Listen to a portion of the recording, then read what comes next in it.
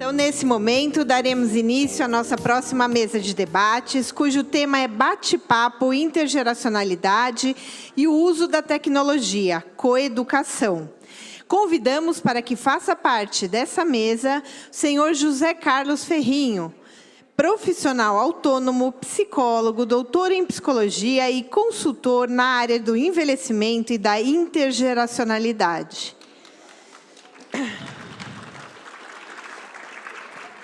Senhora Maria Cristina Boanova, psicóloga com experiência em RH e programas sociais no poder público e em fundação empresarial, atuante em grupos intergeracionais, representando nesse ato o Conselho Municipal dos Direitos da Pessoa Idosa de São Paulo.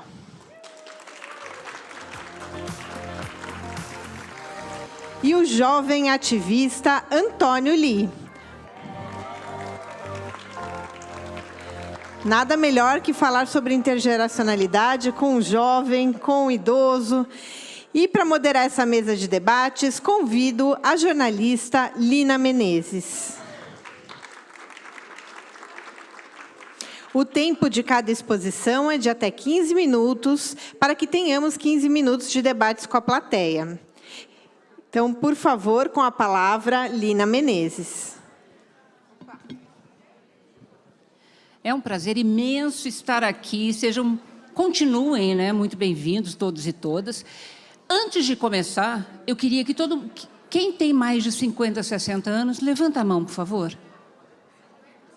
Ok. E quem tem até 50 anos? Olha, a gente já está com um exemplo incrível aqui de intergeracionalidade. E meio a meio, você viu, né, Ferrinho? Hã?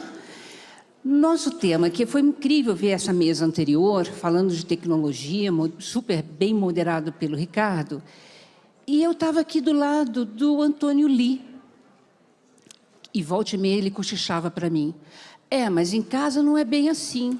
Porque o Antônio Lee, na verdade, ele ensinou a avó dele, que está aqui na plateia, e a mãe a mexer na internet, a mexer no celular. Ou seja, essa nossa mesa aqui vai tentar traduzir um pouco para vocês exatamente a prática do encontro entre as gerações. Porque o nosso tema é justamente intergeracionalidade e o uso da tecnologia. Eu vou apresentar rapidamente no microcurrículo, porque os três aqui são mega ativistas nesse setor. Deixa eu só colocar o meu óculos aqui, porque eu também faço parte da intergeracionalidade, né?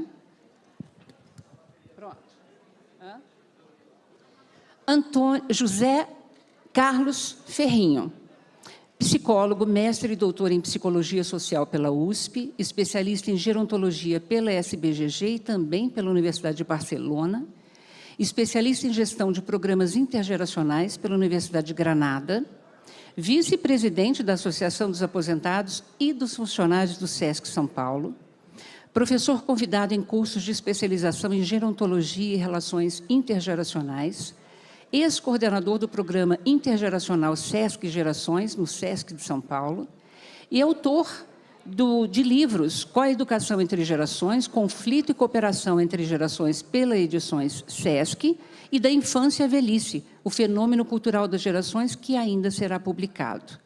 Vocês viram que isso é porque eu peguei um mini currículo, né, dele. Maria Cristina Boanova representa aqui o Conselho Municipal da Pessoa Idosa de São Paulo, estando em segundo mandato. Está aqui a Cida e a ex-presidente também aqui na frente, representando a importância, né, das pessoas idosas da cidade de São Paulo. Ela é também psicóloga de formação, atuou em programas sociais na área de direitos humanos, em fundação empresarial, organização governamental e não governamental, além de acumular experiência em gestão de recursos humanos. Na condição de conselheira do Conselho Municipal do Idoso, trará sua experiência neste bate-papo. E aqui ao meu lado, eu tenho o Antônio Lee. Você sabe que eu perguntei para o Antônio Lee, que tem 12 anos de idade, como é que ele gostaria de ser apresentado para vocês? Ele disse, Lina, só fala o meu nome, por favor, e a minha idade. Vocês vão ver o quanto ele, um ativista que começou assim, no berço, vai ter muito a nos inspirar aqui nesse bate-papo sobre encontro de gerações. E, eu tenho aqui do meu lado um provável político pelas causas do envelhecimento ativo no futuro. Obrigada pela sua presença. Obrigada a vocês. Como é que nós vamos fazer aqui agora? O Ferrinho vai fazer uma exposição rápida para vocês. Na sequência, a Maria Cristina.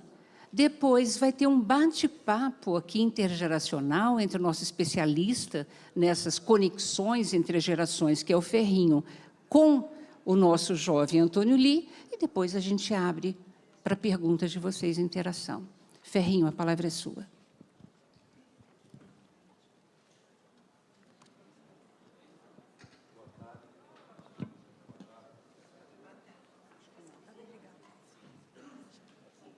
Alô?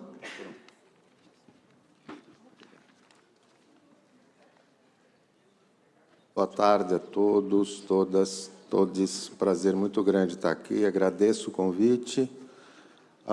Aqui, né, tem claramente uma interconexão entre o mundo digital, a inclusão digital, longevidade e idosos. E resolveram incluir também uma fala mais ampla sobre a questão da intergeracionalidade.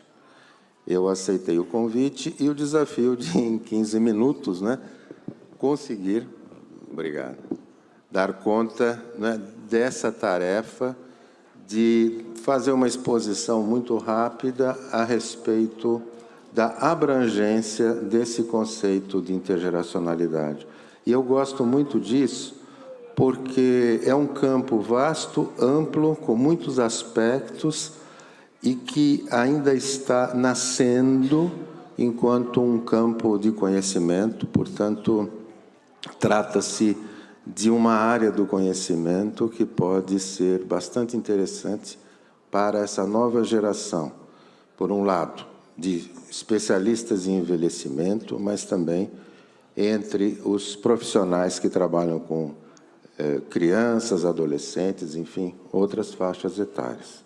Então, como eu disse, logo de início, eu gostaria de registrar, né, e para isso eu fiz umas anotações, para justamente conseguir essa síntese, a abrangência do fenômeno da intergeracionalidade.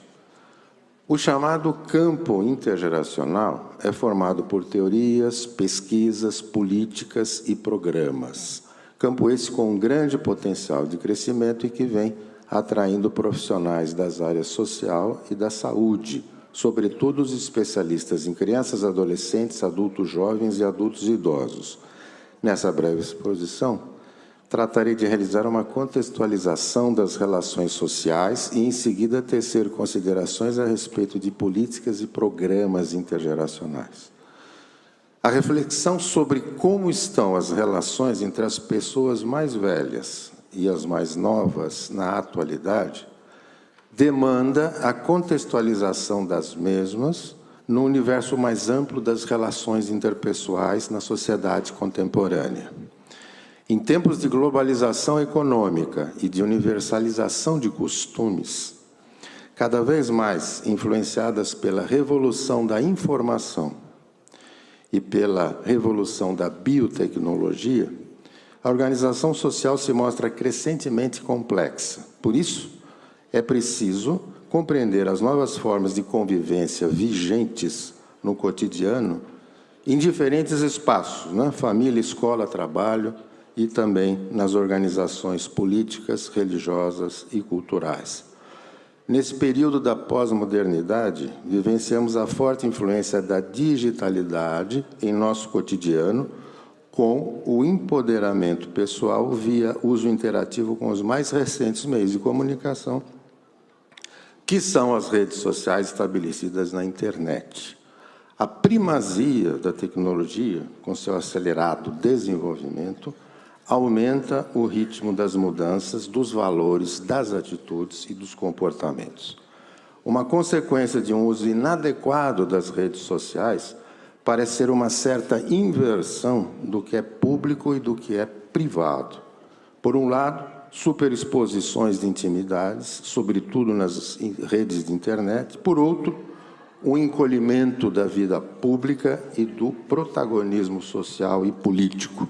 E, enfim, por consequência, o empobrecimento da nossa cidadania. Tal fenômeno nos remete à metáfora que nos lembra que determinadas plantas vão bem ao sol, enquanto que outras necessitam da sombra para bem se desenvolverem. Não deixemos de pontuar, contudo, o lado luminoso do mundo digital. Quando utilizado com sabedoria e bom senso, abre um mundo de grandes novidades. O problema está, obviamente, não na ferramenta, mas sim no uso que fazemos dela. Das transformações pós-modernas que incidem sobre nosso comportamento social e sobre nossa intergeracionalidade, destaco aqui, dentre outros tantos fatores, apenas a questão da tecnologia digital, por ser um dos eixos deste Congresso. Esta, assim como uma série de novos valores, segundo pensadores como Bauman, Lyotard, Foucault, Deleuze, entre outros, tem contribuído para o empobrecimento da vida comunitária, com impacto considerável sobre as relações entre as gerações. Situação que tende a provocar um isolamento social que incide mais intensamente sobre os velhos, como sabemos, ocasionado pelo fenômeno da discriminação e, mais recentemente, denominado de idadismo ou itarismo, ou simplesmente preconceito etário. Preconceito, como sabemos, vamos lembrar, de mão dupla, atingindo também os jovens. Às crianças perguntam-se o que serão, aos velhos o que foram, desapropriando de ambas as pontas do ciclo vital da oportunidade de uma vivência mais intensa do momento presente, mais favorável a esse segmento etário em vários países. O Estatuto do Idoso Brasileiro, tal fenômeno nos remete à metáfora, como eu disse, né? Mas, diferentemente de outras formas, temos assistido a uma crescente resistência a esse status quo, não é, de intolerância em relação a várias questões sociais, como sexismo, racismo e, como eu disse, ao idadismo. Especificamente sobre esse último, eu gostaria, que é o foco dessa reflexão, eu gostaria de resgatar um pouco da história. As Assembleias Mundiais sobre o Envelhecimento, sob a égide da ONU, nos anos de 82 e 2002, além dos fóruns não governamentais paralelos a essas duas grandes assembleias, se constituíram em importantes bastiões em defesa da qualidade de vida da população idosa em todo o planeta e contribuíram para a implantação de vários documentos importantes, como o nosso Estatuto, o Estatuto do Idoso. Desde os anos 70, em um processo de crescente mobilização em prol da pessoa idosa, em vários documentos de caráter nacional e internacional, recomendações têm sido formuladas defendendo a interação e o diálogo entre as gerações, como de importância inconteste para a inclusão social dos mais velhos. Do nosso Estatuto do Idoso, eu destaco o artigo 22, que recomenda a transmissão escolar de conteúdos visando a sensibilização e o conhecimento relativo à realidade do envelhecimento humano, desde a pré-escola até a universidade. Com isso, é possível alcançar dois estratégicos objetivos. O primeiro é estimular o convívio intergeracional. O segundo é preparar as novas gerações para o envelhecimento com qualidade de vida. A nota desalentadora é que estamos muito distantes, né, de uma efetiva política desse tipo voltada aos estudantes brasileiros. O projeto Cidade Amiga do Idoso foi um marco importante de política social. Foi lançado, né, em 2005, num Congresso Mundial de Gerontologia no Rio de Janeiro e tem estimulado aproximações intergeracionais. Em nosso país, infelizmente, não temos uma política pública especificamente voltada para o incentivo à integração das gerações. Como a intergeracionalidade é um tema transversal, ela é tratada, ou ao menos tangenciada, em algumas áreas de política social, com destaque para as áreas de saúde, cultura e lazer e bem-estar, e geralmente vinculada à questão do envelhecimento da população. Portanto, espera-se que o aperfeiçoamento nas políticas de assistência à velhice, assim como as demais gerações, possam também impactar concretamente as relações intergeracionais no dia a dia. Na área da saúde e da assistência social, o objetivo prioritário, como sabemos, é a proteção social e tem principalmente a família como objeto de atenção. Indiretamente, portanto, estimula a cooperação intergeracional. Na área da educação, temos, de um lado, oportunidades de relações intergeracionais no ambiente das universidades e faculdades abertas à terceira idade, entre professores, em geral mais jovens que seus alunos, e seus estudantes idosos. O Programa de Educação de Jovens e Adultos, é bom lembrar, conhecido como EJA, é uma importante política governamental que propicia o acesso dos maiores de 15 anos que não tiveram condições de ingresso na escola. Nesse programa incluem-se adultos, muitas vezes, né, e até mesmo pessoas de idade mais avançada. Das políticas públicas, como sabemos, derivam ações práticas. Fato é que, a partir dos anos 90, os chamados programas intergeracionais adquiriram maior fôlego, sobretudo no continente europeu, com destaque para as experiências na Inglaterra, Alemanha e Espanha. É bem verdade que tais programas contaram com o pioneirismo dos Estados Unidos, que desde os anos 1970, por meio principalmente do trabalho voluntário, muito forte nesse país, no qual crianças e adolescentes atuam em favor de idosos vulneráveis, sobretudo em LPI, ou idosos que auxiliam jovens em condições de alguma vulnerabilidade. Dos programas intergeracionais, que, podemos dizer que visam objetivos como o combate ao preconceito etário, o estímulo ao diálogo intergeracional, o desenvolvimento de laços afetivos, isto é, formação de amizades, além da troca de experiências ou coeducação. Nessa coeducação, os idosos repassam histórias individuais e coletivas, provocando nos jovens o conhecimento de suas raízes genealógicas e culturais. Outro importante repasse a crianças e adolescentes é constituído por diferentes modelos de como envelhecer, quando são melhor aprendidos, por exemplo de atitudes no dia a dia, que, de fato, muitas vezes funcionam mais do que conselhos e recomendações que podem, infelizmente, soar como autoritárias ou, no mínimo, enfadonhas.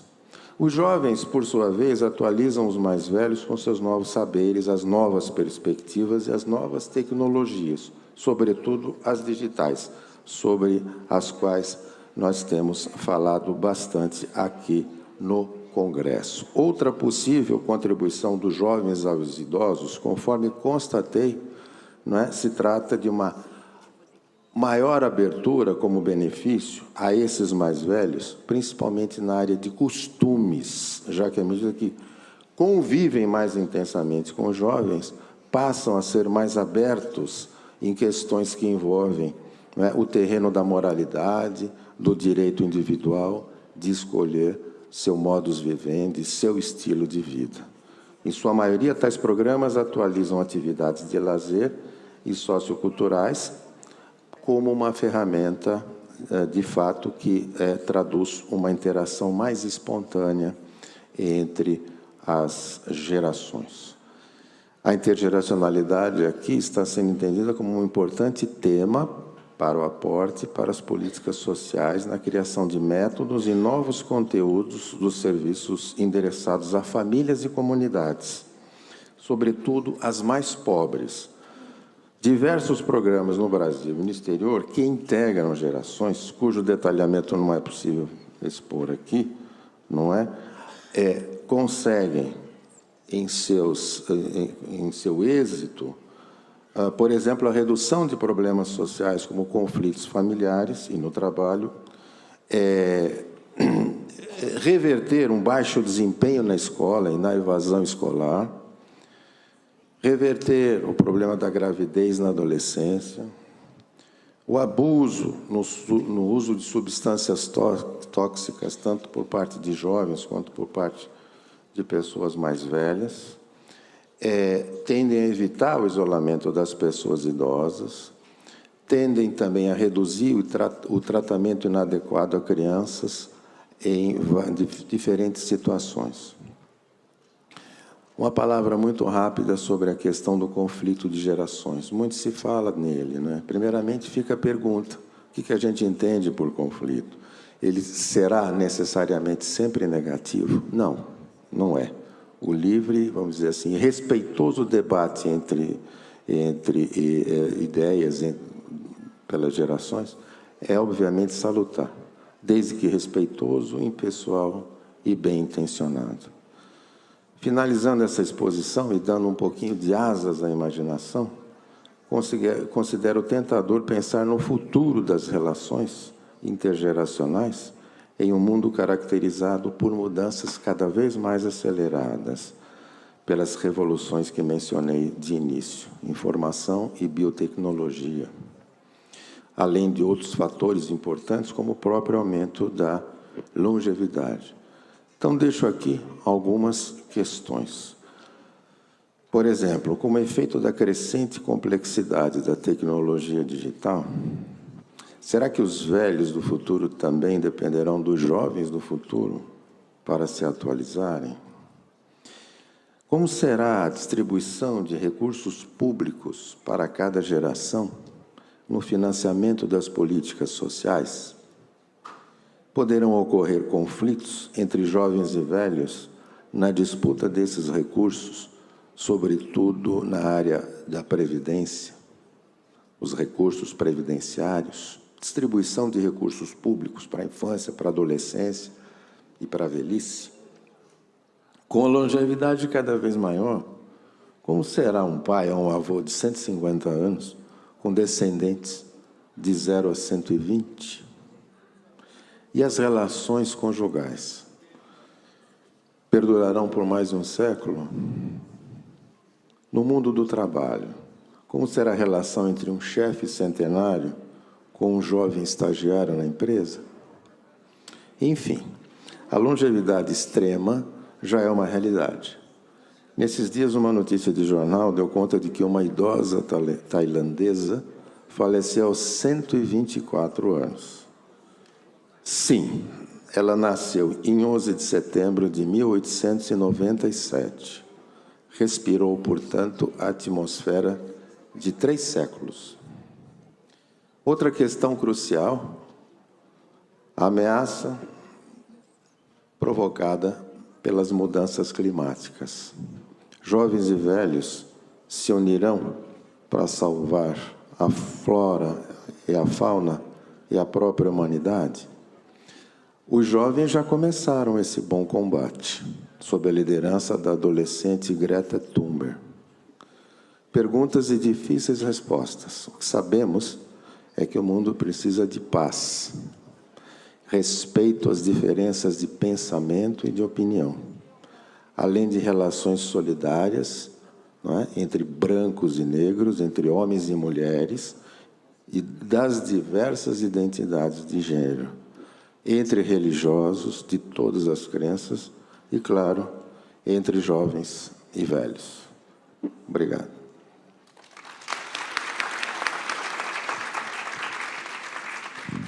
Muito obrigado, Ferrinho. Eu acho que assim, ele deixou, agora na fala final dele, uma série de questões que a gente pode debater aqui depois, interagindo com vocês. Agora, por gentileza, a Maria Cristina vai contar alguns casos aqui agora para a gente, exatamente traduzindo um pouco dessa intergeracionalidade vivida por ela. Vamos ver se está funcionando. Tá. Boa tarde a todos. Fico muito satisfeita, muito orgulhosa, muito honrada de ter essa oportunidade de representar o Conselho Municipal da Pessoa Idosa de São Paulo. Sinto uma responsabilidade muito grande de representar os meus parceiros, meus colegas do Conselho, que somos 45 conselheiros titulares, e acho que boa parte deles é possível que esteja aqui.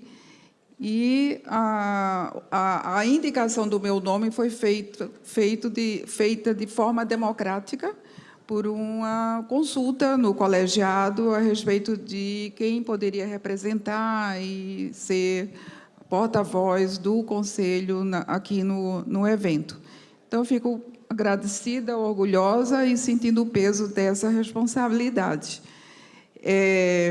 Bom, vocês devem estar percebendo que eu não sou paulista, mas eu moro aqui há 45 anos, vim de Recife, recém-formada, e aqui eu finquei minhas raízes, meus afetos, meus filhos, meus amigos, e vivi a minha experiência profissional mais importante aqui. E vivo muito mais aqui do que vivi na minha terra de origem. Comecei trabalhando com recursos humanos, trabalhei muitos anos na área de gestão de recursos humanos, sou psicóloga de formação, e, em seguida, eu fui migrando para a área de desenvolvimento social. Trabalhei tanto com organizações não governamentais, como numa empresa privada forte, aqui da cidade de São Paulo, numa fundação, apoiando projetos, assim, coordenando o apoio a projetos na área da criança e do adolescente. Aí, em seguida, fui trabalhar na Secretaria Municipal de Assistência e Desenvolvimento Social, onde foi muito bom conhecer o lado do poder público, a relação com o munícipe, com os serviços, com a realidade assim, do que cabe ao poder público responder e interagir com a sociedade. Aí, o que aconteceu? Me aposentei e fui me aposentando, né? Trabalhei ainda um pouco depois de aposentada e tal, e, de repente, veio uma possibilidade, um apelo, uma chamada assim, que me motivou, que foi, nossa, um trabalho voluntário político, para mim, é muito mais envolvente e motivador do que, com todo respeito, eu acho que é legal também, quem trabalha com trabalhos voluntários na ação direta com o público. Então, eu me envolvi e participei da eleição como primeira experiência em 2018, e essa gestão durou até 2021 por causa da pandemia. Então, foi retardando o processo eleitoral, que normalmente é de 2 anos, o período, né, de gestão, e eu me recandidatei em 2021 e estou aqui cumprindo esse caminho até o ano que vem. O Conselho completou esse ano 30 anos, comemoramos com muito orgulho assim, esse importantíssimo mecanismo e instância, né, de participação social, que é fruto de muita luta, muita militância democrática de milhões de pessoas e de também milhares de organizações que enxergaram no segmento da população idosa a necessidade de defender direitos, emancipação, garantias, participação e tudo isso. Bom, aí o que eu assim escolhi falar um pouco aqui para vocês foi da minha vivência nesse período aí que eu estou dentro do Conselho, né? O que aconteceu? Entramos na pandemia em março de 2020. Então, eu observei nesse universo, né, com o qual eu me relaciono, por meio do Conselho, pelo menos 4 experiências muito significativas de inclusão digital e de emancipação mesmo do público idoso, né, usando as tecnologias da comunicação e da informação. Então, o primeiro caso que eu me lembro bem, porque eu comecei também a participar, foi o Polo do Idoso, o Polo Cultural da Pessoa Idosa, que é um órgão ligado à Secretaria Municipal de Direitos Humanos e Cidadania e que atende a uma população idosa da região do Cambuci, oferecendo oficinas, atividades, interação e sempre acontecia, lógico, de forma presencial. Aí o que aconteceu? Muito rapidamente, a equipe do Polo, por meio da coordenação de políticas da pessoa idosa, que na ocasião era a Sandra Gomes, e acelerou, não é, provocou um processo de formação de um grupo no WhatsApp. Daí nasceu o WhatsApp Solidário. E, nesse WhatsApp Solidário, os idosos usuários do Polo tanto interagiam, conversavam, brincavam, provocavam, e, enfim, faziam chacrinhas e graças, como também a coordenação do Polo continuou oferecendo oficinas, tudo de forma remota. Oficinas na área cultural, na área física, de saúde, culinária, conversação em espanhol, dança, yoga, pilates, enfim, várias atividades aconteciam de uma agenda grande, e isso aconteceu durante quase 2 anos. Eu, sendo conselheira, porque nós estamos, o Conselho, vinculado à Secretaria Municipal de Direitos Humanos, eu me interessei. Então, eu participei de várias oficinas e conheço as amigas, né, as pessoas amigas do Polo, a Tina, que é a coordenadora, Tina Cruz, que pilotava todo esse gerenciamento. Enfim, foi uma vivência incrível de participação e de superação de dificuldades que, certamente, algumas daquelas pessoas sofreriam depressão, por conta do distanciamento, do isolamento e da falta de estimulação. O segundo exemplo assim que eu também vivi, aí esse pegou diretamente o Conselho, foi a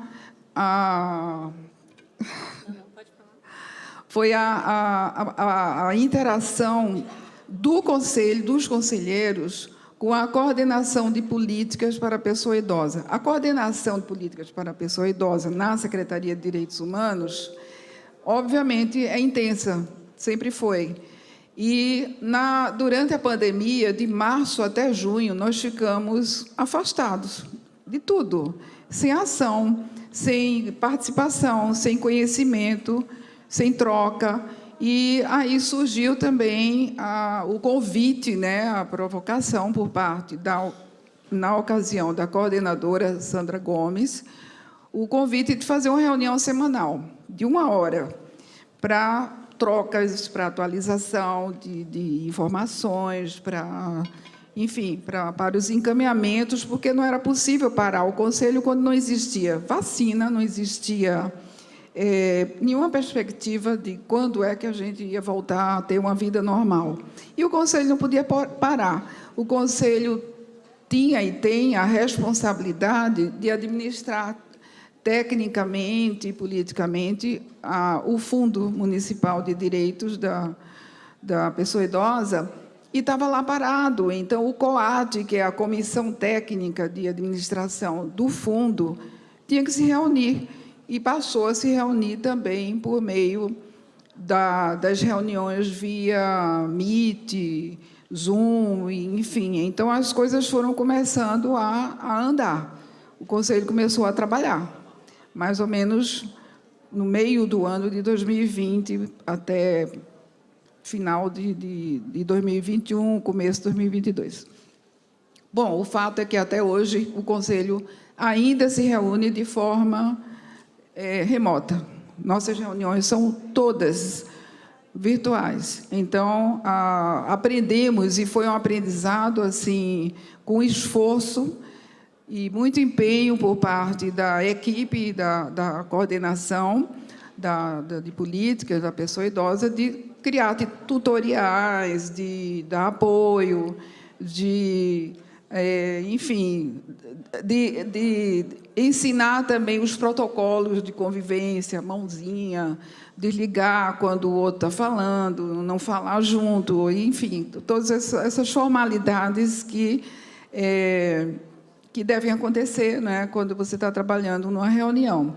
E foi interessante que foi nessa vivência que filhos, netos, a família interagia, e a gente via lá o neto, um adolescente, alguém muito jovem do lado da avó, ajudando a usar a ferramenta, fosse pelo celular ou pelo computador. Então, houve essa integração, esse carinho, né, essa compreensão de que, nossa, essa pessoa não pode ficar isolada, tem que participar, tem que estar atenta, e isso aumentou, inclusive, o número, não é o número, mas assim, o interesse, né, dessas pessoas para participarem de outras lives, de tomar conhecimento de outros segmentos, de participar nas audiências da Câmara Municipal, enfim. E houve também uma outra experiência que eu acho importante citar aqui, que foi a aplicação do IDEA Idoso, que é um diagnóstico criado com determinados fatores para identificação o que faz a cidade, né, uma cidade amiga do idoso. Isso foi inspirado numa orientação da ONU. Então, muita gente respondeu assim. No todo, participaram 400 idosos, munícipes em geral.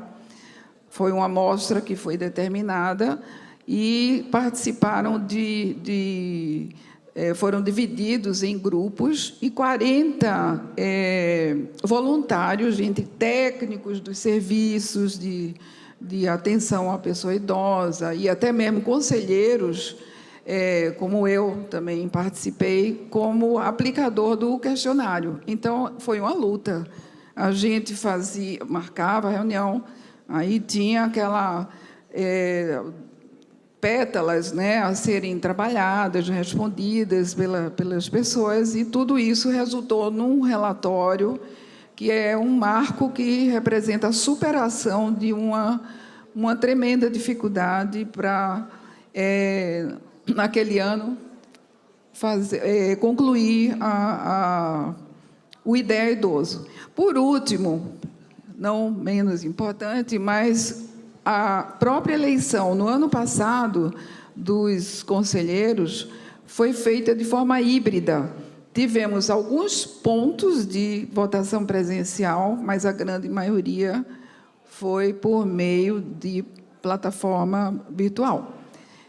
Então, o que estou querendo contar essa história é assim: eu lembro que, quando eu saí de um dos meus empregos, na fase mais, digamos, até uns 50 e poucos anos, eu saí e fiquei numa fase assim de, bom, e agora? Foi quando eu entrei na área social.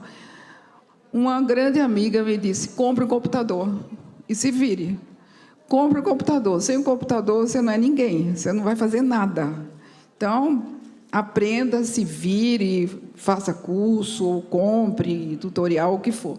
E foi o que eu fiz, né? E daí, meus filhos também já estavam se iniciando e também me ajudaram, mas foi assim um lampejo assim de que, olha, se eu não entrar nesse mundo, eu estou perdida. Eu vou parar de trabalhar? Não vou.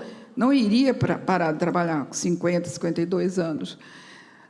Bom, isso foi um fato aí na minha vida, importante, mas eu quero concluir dizendo o seguinte, que o potencial de desenvolvimento, de aprendizado, existe em qualquer idade.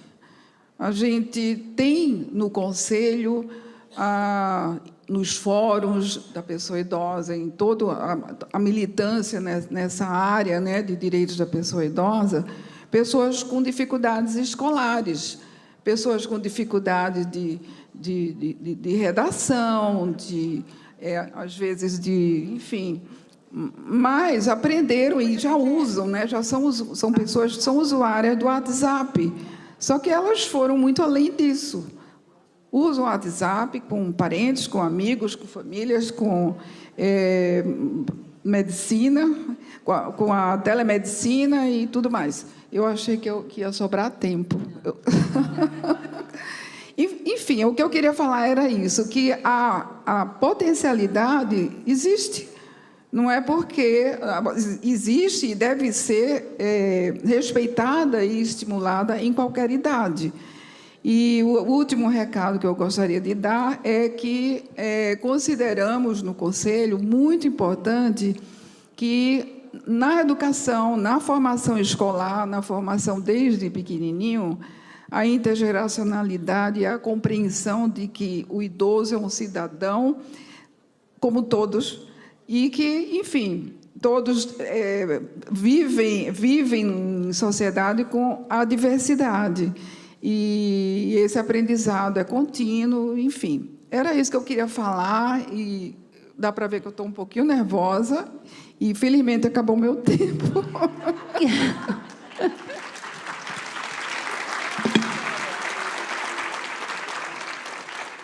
Olha, eu tenho certeza, Maria Cristina, que qualquer um que está aqui na plateia, se estivesse no seu lugar, também ia estar nervoso, viu? Porque vocês acham que é fácil a gente ficar aqui representando a intergeracionalidade, conversando sobre essa temática, né? De como é que a gente envelhece com dignidade, como é que a gente precisa unir o Antônio Lee, que tem 12 anos, com as pessoas que têm mais de 60, 70, ela está me corrigindo, ela já tem 70. Então, assim, antes de eu passar para o Ferrinho, que fez questão de conversar com o Antônio Lee, eu quero saber de você, Antônio Lee, que tem 12 anos, como é que você está se sentindo aqui? A gente está num congresso de envelhecimento, com um bando de gente acima de, no mínimo, 30 anos. 50 e 60, você viu que todo mundo, quase, mais da metade, levantou a mão. O que você está fazendo aqui? Como é que você está se sentindo? Eu estou um pouco nervoso. Não posso mentir, né? Mas eu acho que é um prazer estar aqui com tanta gente, com tanta experiência e que eu estou aprendendo bastante. Eu conheci bastante gente antes da palestra, né? E agora, depois, com certeza, eu vou conhecer. E eu estou nervoso. Eu acho que não sei muito bem o que falar direito, mas é um prazer. E eu tô aqui. E você perguntou por que eu estou aqui? Então, porque você veio acompanhado da sua avó e da sua mãe. E, pelo que eu já soube, você é que acabou ensinando para elas a tecnologia, como entrar nas redes sociais, como mexer no celular. Você teve paciência? Foi muito difícil? Como é que é essa questão sua com a família? Sim, eu tenho 2 primas, uma de 7 anos e outra de 23. E aí eu sou o único menino, de 12, e aí começou a tecnologia, né? E sempre teve tecnologia, Facebook, Instagram, só que começou a ser uma necessidade mesmo na pandemia, porque todo mundo queria saber o que estava fazendo. E aí eu acabei ensinando várias coisas para minha avó, porque eu fiquei convivendo mais com ela, ficando em casa, e para minha mãe também. Surgiu o streaming também, que é algo que a minha avó usa bastante, Netflix, HBO Plus, HBO Max, Amazon Prime. E é algo que é importante. Meu avô gosta muito de filme de bang bang, de guerra, então ele precisa assistir. E eu que ensinei eles a colocar na TV, e acho que minhas primas não ensinaram porque elas não são nem um pouco pacientes. Eu sou mais paciente.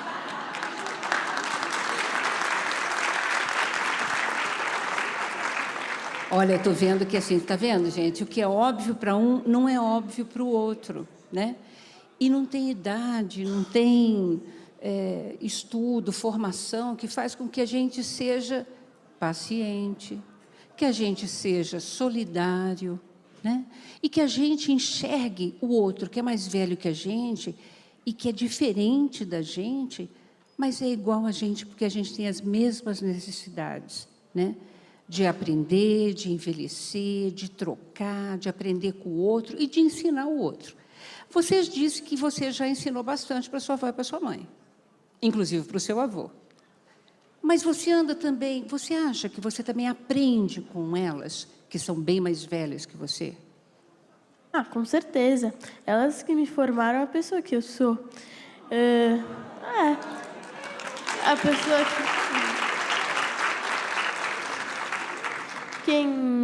quem me ajuda na lição de casa, quem me ensinou a tomar banho, essas coisas foram elas. Acho que eu aprendi mais do que elas aprenderam comigo.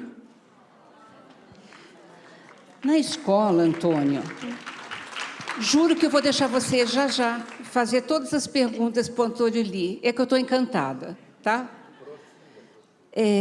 Na escola, que série você está? Eu estou no 7º ano. 7º ano.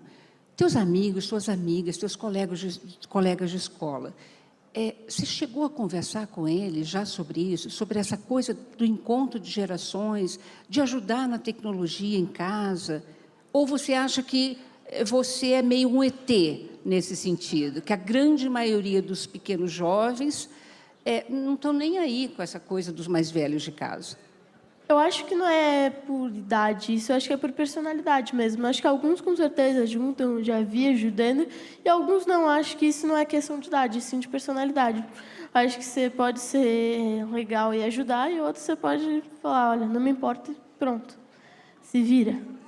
Eu acho que isso é de personalidade.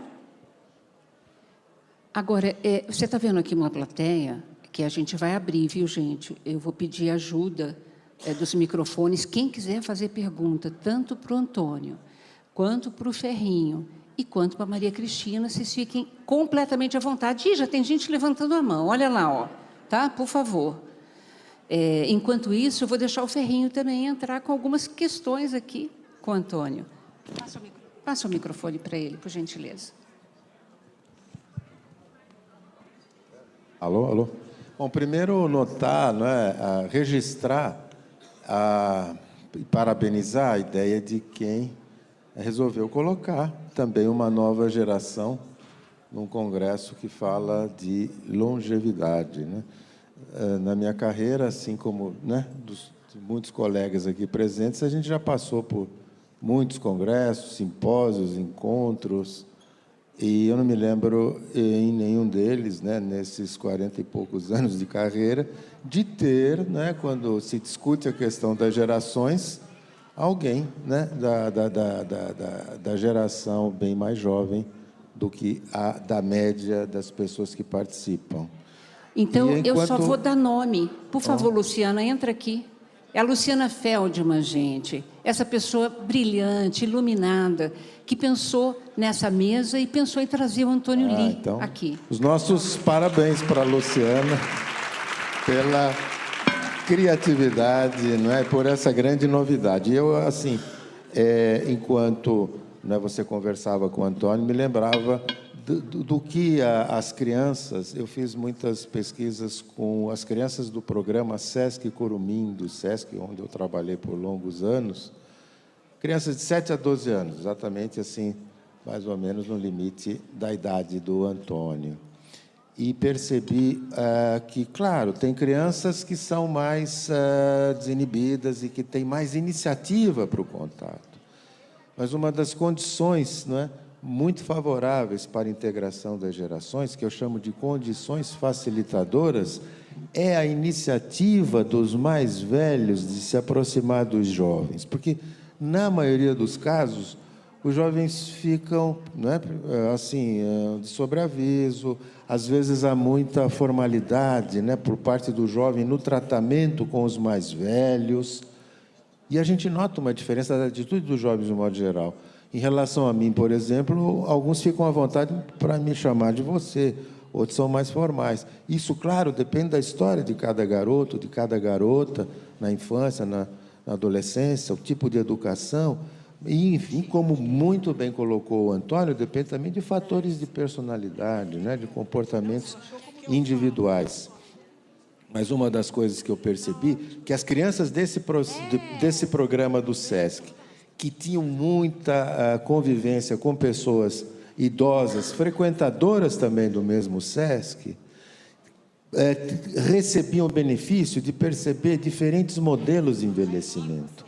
Então, algumas me disseram assim, interessante, né? Porque assim, a dona fulana, aqui com quem eu estou me relacionando, que é muito legal, é um pouco diferente da minha avó, porque minha avó é assim e a dona fulana é assado, ou o seu João, etc.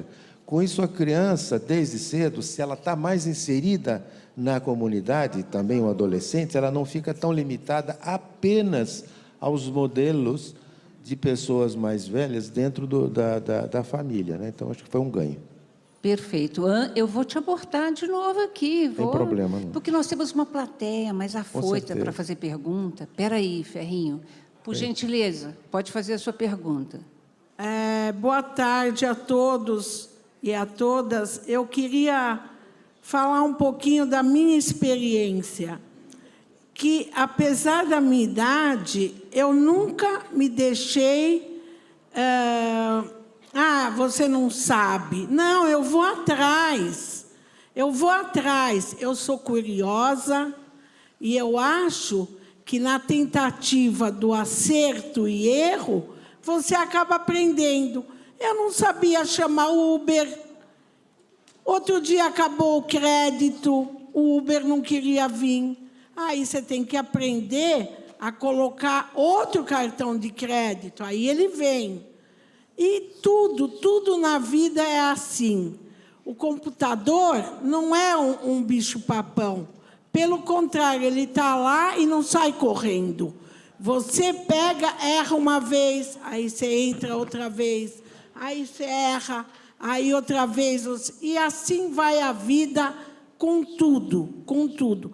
Eu fiz questão, eu sou convidada da Luciana Feldman, porque eu admiro o trabalho dela, do Dr. Gilberto Natalini. Eu fiz, apesar de estar com carrinho, porque eu caí, mas eu fiz questão de vir aqui, porque eu acho que cada um pode acrescentar um pouquinho na vida do outro, numa vizinha, num parente. Então, tudo que você puder passar para o terceiro é válido. Nossa, muito obrigada, gente. Exatamente, aplausos para você. E já estamos aqui torcendo para o seu pronto restabelecimento. Viu? Muito obrigada pela sua presença. Mais alguma pergunta da plateia? Não.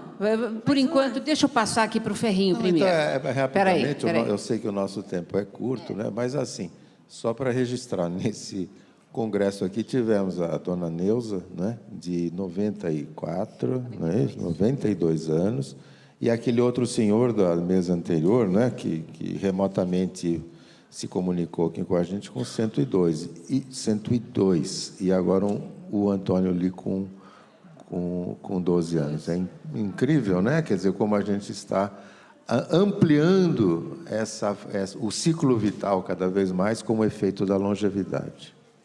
Bom, em relação, em relação ao Antônio, né?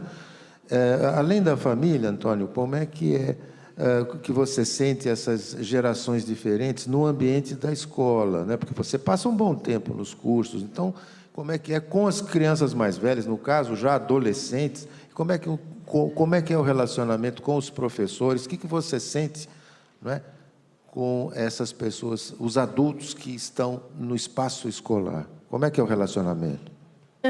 Eu acho que a escola, acho que segrega um pouco esse relacionamento entre idades, né, e gerações, por causa que tem uma diferença muito grande entre o professor e o aluno. É uma autoridade muito grande que pode até não deixar você ir no banheiro, e outra é o aluno que está do seu lado.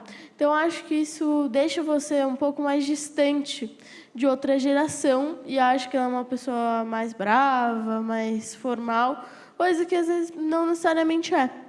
E sim é uma pessoa super legal, e só que você já acaba com um pré-julgamento que ela já é uma pessoa brava por causa que na sua escola o professor é bravo ou tem regras feitas por professores que não são tão legais e que segregam. Então, acho que a escola não é um benefício para as relações intergeracionais. Eu só falar rapidinho uma coisa, muito rapidamente. Eu falei do artigo 22 do Estatuto do Idoso, que é de difícil implantação, que é o ensino sobre o envelhecimento. Mas esse ensino não é só uma coisa assim teórica, explanativa. Pode ser com a inserção da comunidade dentro da escola. Então, é a avó, o avô que vai para o espaço da escola, que conversa, ou seja, e também eu acho que falta um incentivo aos professores, né? Estimular o relacionamento das várias gerações que compõem a comunidade escolar. Mas muito legal o que você falou. Perfeito. Luciana, eu sei que eu preciso encerrar, mas tem uma pessoa pedindo para falar já faz um tempão. Posso? Por gentileza, sua pergunta. Boa noite, boa tarde, obrigada. Eu sou Elizabeth Juqueira, do Portal Avosidade, e tenho aqui o prazer de ouvir o Dr. Ferrinho, que é o nosso colaborador. E nós estamos nessa pegada há 7 anos. É um portal e um canal de podcast que trata de temas de intergeracionalidade e longevidade. E minha pergunta é para o Antônio. Antônio, como é que você pode ajudar não só a sua avó, a sua mãe, as pessoas das suas famílias, enfim, os adolescentes feito você, os jovens feito você, a entrarem nessas plataformas que têm tanta informação boa para que elas possam se sentir identificadas com aquelas histórias. O professor Ferrinho, por exemplo, está fazendo uma série conosco sobre intergeracionalidade muito boa, que eu recomendo. Então, a gente tem uma gama de informação enorme. Nós só não, muitos veículos. Como é que você pode ajudá-las a identificar? Ó, que tarefa pesada, hein? E também aos seus professores, a todas as pessoas que são adultas, para que não fiquem tão distantes de você. É um convite, Antônio, um desafio. Olha, agora você me pegou de surpresa, porque eu acho que não tinha pegado. Acho que você não tinha mandado lá nas perguntas. Que eu acho que eu não estou preparada para essa pergunta, mas se você tiver algum projeto aí para me ajudar a aprender, e aí eu estou à disposição, por causa que é uma tem excelente sim. Você vai ensinar a gente. Olha, infelizmente, nosso tempo acabou. Antônio, estou apaixonada, encantada. Muito obrigada pela sua presença. Você acabou, eu acho que, nos inspirando absolutamente. Nós vamos sair daqui diferentes, tocados por um menino de 12 anos, gente, que saiu da escola correndo, mal conseguiu engolir alguma coisa para estar aqui, para poder compartilhar um pouquinho das ansiedades, das apreensões e de como ele nos vê, as pessoas mais velhas. Muito obrigada mesmo. E agradecer a todos pela audiência e agradecer a todos vocês aí que participaram do painel comigo. Maria Cristina, muito obrigada também pela sua presença. Peço perdão, né, pelo próprio evento, da gente ter tão pouco tempo. Eu estou vendo que ela está aqui emocionada e teria tantas outras histórias, porque ela faz parte do Conselho Municipal da Pessoa Idosa, que ela gostaria de trazer para a gente aqui. Mas essa é só uma edição. Os espaços todos, os ouvidos, estão todos sempre abertos para o Conselho. Muito obrigada pela sua participação. Muito obrigado a todos. Até o próximo encontro. Foi muito bom. Obrigada, gente. Muito obrigada. Eu estou muito feliz com essa mesa. É uma mesa que, de fato, eu queria muito que ela acontecesse. Eu conheci o Antônio quando eu trabalhei com a vereadora Cris Monteiro. Ele foi lá no gabinete, fez questão de ir no plenário, falou na tribuna. Esse menino é incrível. Eu sou super fã dele. Fiz questão que ele estivesse aqui com a gente. Queria muito também a presença do Grande Conselho. Eu sou uma pessoa, que agora é o Conselho Municipal, eu sou uma pessoa que eu respeito demais o trabalho do Conselho, eu acho que os conselhos são fundamentais na democracia e, para mim, ter vocês aqui representada, mas aqui nessa mesa também é fundamental. E o Ferrinho, meu professor da pós-graduação, uma pessoa que eu respeito demais. Não posso deixar de falar da Lina. A Lina é minha amiga pessoal, uma pessoa extremamente competente. Lina, obrigada por ter coordenado essa mesa. Obrigada a todos.